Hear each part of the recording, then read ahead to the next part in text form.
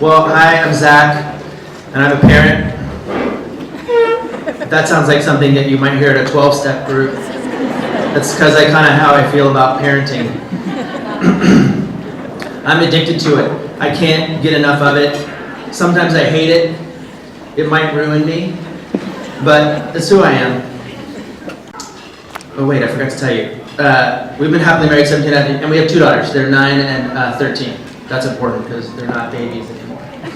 But I do speak to a lot of PEPs groups and I always tell them the same thing, that I wish I could tell you that it gets better. We do what the rest of you do, or what the rest of you will do.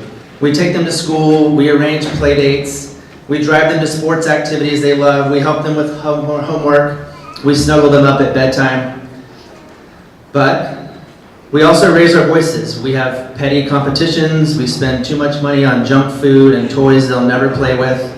We create multicolored, multi-column chore charts that are in the recycling bin by the time the next episode of Girl Meets World is over. The last time we started a chore chart, my now 9-year-old said, "It doesn't really matter because we won't be doing this in 2 weeks."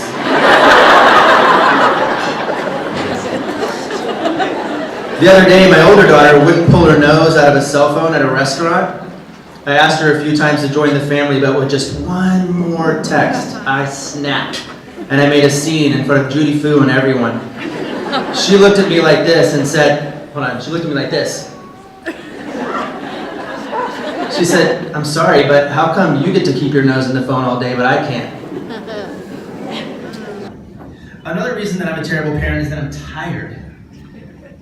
I may not be getting up in the middle of the night anymore, at least not as often, though I do take a sort of sadistic glee in sharing with PEPs groups that my now 13-year-old did not sleep through the night for 5 years.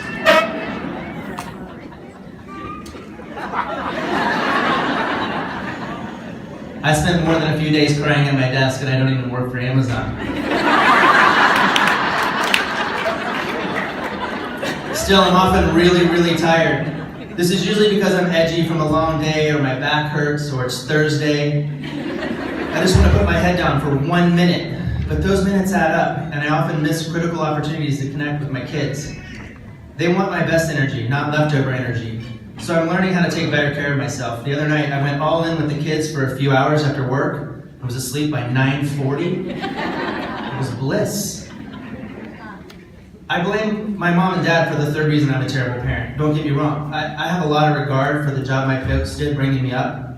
But I grew up in the South in the 70s and 80s, and it's safe to say that parenting in Seattle in 2016 is really different. Our first and primary lessons about how to be parent is from our parents. That can have pros and cons, but whatever it is, it's not uniquely ours. When I was a kid, it was more of a father knows best world, but that's not how I want to run my house. I want my girls to know that no matter what they're feeling, that they're allowed to feel it. And I want to do my best to understand. Turns out there's a word for this: empathy. Empathy is about really understanding another person, what they want, what they believe. I think it's really hard for adults to do this with their children, especially if we're convinced that what we want and what we believe is best for them. I don't know about you, but I'm pretty sure I know what's best for my kids.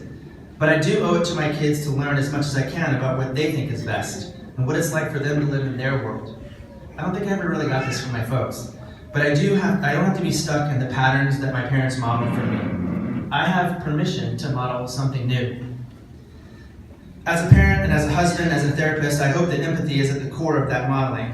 I firmly believe that it's the secret sauce, the essential, complicated, hard to learn, especially when you're distracted and tired, and ill-equipped secret sauce. So where does that leave me? What would I say to me if I came into my office and said, "I think I'm a terrible parent"? I think I would say to me, take it one day at a time. Relax, calm down, give yourself a break. With parenting and with relationships, slow and steady wins the race. That said, be intentional about your moments. Put the phone down, turn off the TV, check your email later, practice self-care, get some sleep, drink plenty of water, exercise, maybe even with your kids. Pay attention. By all means, pay attention. PEPs caters to those first few years, but man, do they fly. If my girls leave home at 18, I officially have less time with them than I've had, and that happens like this. Pause long enough to become aware of and enjoy the moments and the emotions that make parenting so challenging and wonderful. And maybe try a little bit of reverse empathy. Take a minute or several to see the world through your children's eyes. Chances are they think you're a pretty great parent. Thank you.